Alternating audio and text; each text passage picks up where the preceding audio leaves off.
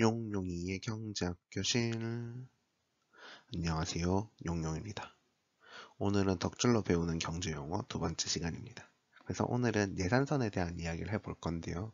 예산선이라는 거는 이제 우리가 예산을 맞춰서 어떻게 이제 사용할 것인지에 대한 고민을 하는 건데요.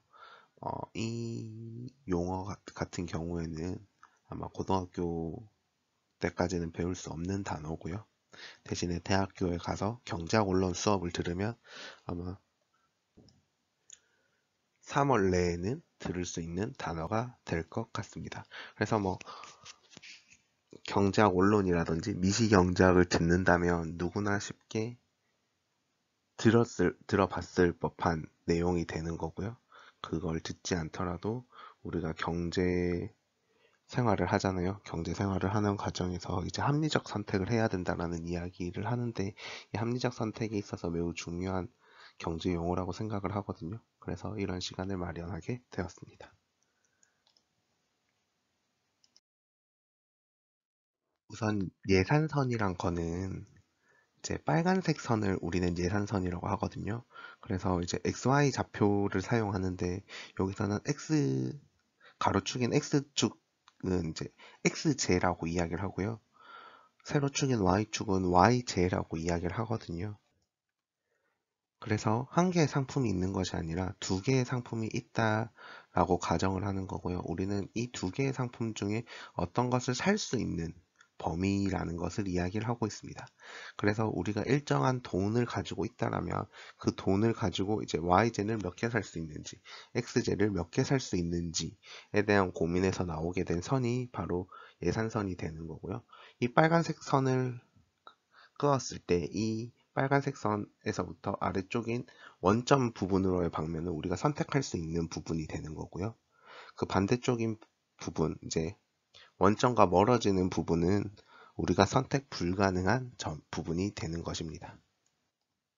그래서 보면 이제 우리가 덕질을 하는 과정에서 그런 말들 되게 많이 해요. 뭐 내가 가지 못한 콘서트가 레전드라는데 라는 이야기를 많이 하고요.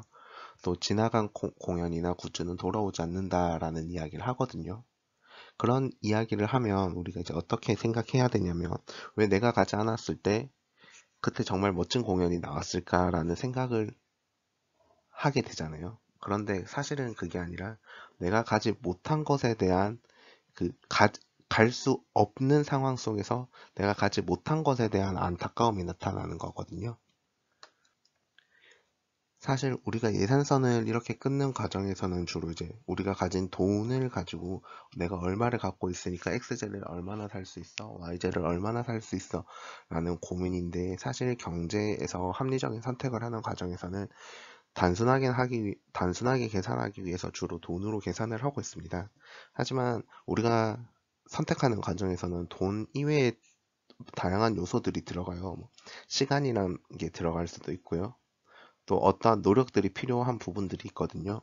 그랬을 때 우리가 어떤 콘서트를 간다라고 가정을 해보면, 내가 모든 콘서트를 갈 수 있는 상황은 분명 아닐 수 있게 되거든요. 그런 상황 속에서 내가 가지 못한 콘서트, 즉 내가 선택 불가능한 부분에 있는 이 콘서트가 바로 내가 가장 갈망하는 콘서트가 될 수 있고요. 또 이제 그 콘서트에 대한 이야기만 제가 듣게 되는 거잖아요. 그랬을 때 내가 정말 그 콘서트가 멋있었을 것이다. 그 콘서트가 정말 레전드 콘서트였을 것이다 라는 이야기가 나오게 된다라고 생각합니다. 마찬가지로 지나간 굿즈나 공연은 돌아오지 않는다라는 표현도 예산선으로 설명 가능한데요. 이제 아이돌 같은 경우에는 굿즈를 판매하면 그 굿즈를 판매하고 그 굿즈가 사라진 이후에는 그 굿즈를 다시 재발행하지 않는 경우가 많아요.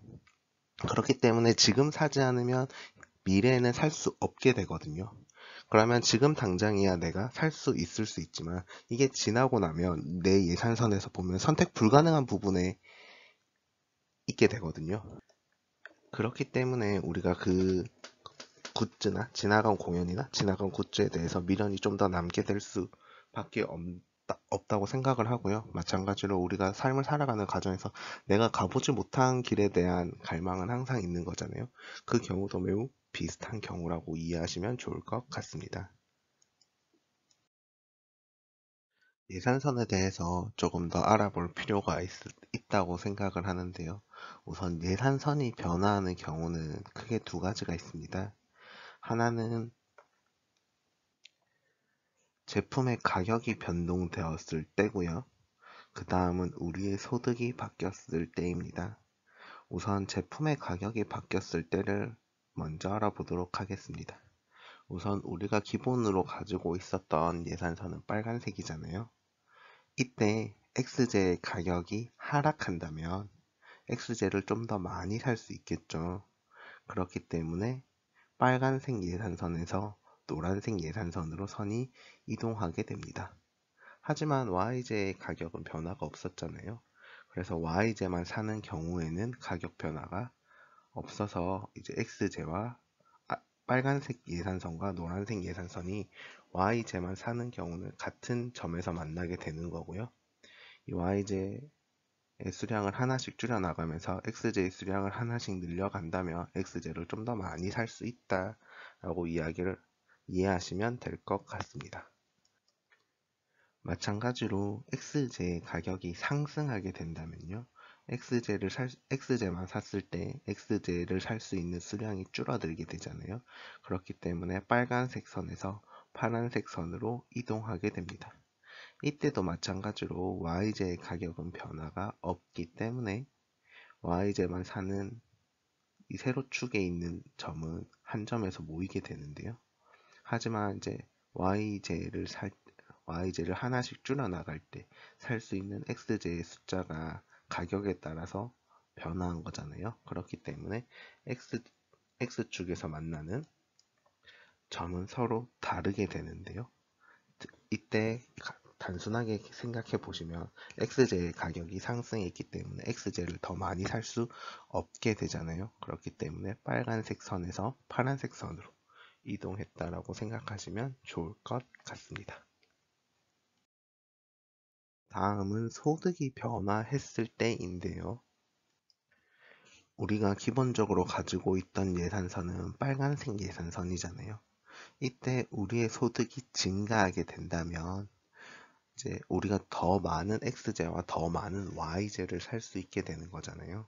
그렇기 때문에 빨간색 예산선이 파란색 예산선으로 이동하게 될 것이다 라고 이야기를 하고 있고요. 이때는 이제 평행 이동하게 되겠죠. X제와 Y제의 가격 변화가 없기 때문에 그대로 평행 이동하게 되는 거고요. 그리고 X제와 Y제를 좀 더 많이 살 수 있게 된다 라고 생각하시면 좋을 것 같고요. 이때 우리가 소득이 증가했기 때문에 우리가 선택할 수 있는 범위가 더 넓어졌다라고 이해하시면 좋을 것 같습니다. 반대로 우리의 소득이 감소하게 된다면 이 빨간색 예산선에서 노란색 예산선으로 이동하게 됩니다. 이랬을 때 우리가 선택할 수 있는 범위는 매우 좁아지게 되고요. 선택하지 못하는 부분이 넓어지게 되는 것은 우리 눈으로 명확하게 확인할 수 있는 부분입니다. 그래서 우리가 행복이라는 이야기를 할 때 경제선 효용이라는 이야기를 많이 하거든요. 효용을 측정하는 과정에서 우리가 돈이 많아야 행복한가라는 질문을 해요. 그러면 우리가 그런 말을 하죠. 돈이 많아야 행복한 것은 아니다. 라고 이야기를 하는데요. 그 돈이 많아야 우리가 행복할 확률이 높다라는 이야기를 하잖아요. 그 이야기가 바로 이 부분에서 우리가 확인할 수 있는 부분입니다. 분명 우리가 이제 모든 걸 돈으로 측정한다는 부분에 있어서 저는 개인적으로 조금 부담을 느끼고 있고요. 우리 삶에서 돈보다 중요한 것은 더 많다고 생각을 해요. 그리고 경제학을 공부하는 과정에서도 돈보다 더 중요한 것이 많다라고도 이야기를 하고 있습니다. 하지만 분명한 건 돈이 있어야 우리가 선택할 수 있는 예산선의 범위가 넓어지고요. 그래서 우리가 선택할 수 있는 영역이 넓어진다라는 것은 명확한 사실인 것 같습니다. 그리고 이 예산선을 만드는 과정에서 우리가 돈에만 집중하는 것도 저는 개인적으로 문제가 있다고 생각을 해요. 이게 예산을 만드는 과정에서 우리가 주로 돈으로 계산하고 있지만 그 외의 것들도 많이 필요하다고 생각을 하거든요. 지금은 간단하게 XJ와 YJ로 나타내서 우리가 예산선을 만들었지만 분명 우리가 뭐 덕질을 하는 과정에서 보면 시간이란 요소가 매우 중요하게 미치는 영향일 수도 있고요. 또 우리가 그 돈, 시간 외에도 어떠한 노력들이 필요한 경우들이 있어요. 그 노력들을 할 수 있느냐 없느냐의 문제도 저는 개인적으로 포함되어 있다고 생각을 해요. 그리고 우리가 이제 콘서트를 가면 그냥 가는 것이 아니라 그 콘서트에 맞는 준비하는 과정, 더불어서 우리의 체력도 있어야 되잖아요. 그렇기 때문에 그 부분들에 대한 생각을 해야 되고요. 그것들이 예산선에 그대로 녹아 들어 있어야 된다라고 생각을 하거든요. 그래서 오히려 돈으로만 간단하게 나타내는 것보다는 조금 더 복잡한 예산선이 만들어질 수 있다고도 생각합니다. 하지만 우리가 이제 이런 것들을 만드는 과정에서 제일 중요한 건 우리의 편리성이잖아요. 그렇기 때문에 가장 간편한 게 돈이라고 생각을 하고요. 이게 또 숫자로 나타내다 보니까 계산하기가 되게 편해요. 그렇기 때문에 정말 간단하게 나타내기 위해서 주로 돈으로 나타내고 있긴 한데 정확한 건 우리의 예산선 속에는 돈 이외에도 더 많은 것들이 포함되어 있다라는 것이고요. 그게 현실 세계에서는 이제 돈보다 다른 무언가에 들어가서 예산선이 좀 더 복잡해질 수 있다라는 생각을 하면서 마치도록 하겠습니다. 궁금하신 사항 있으면 댓글로 남겨주시고요. 구독과 좋아요는 필수입니다.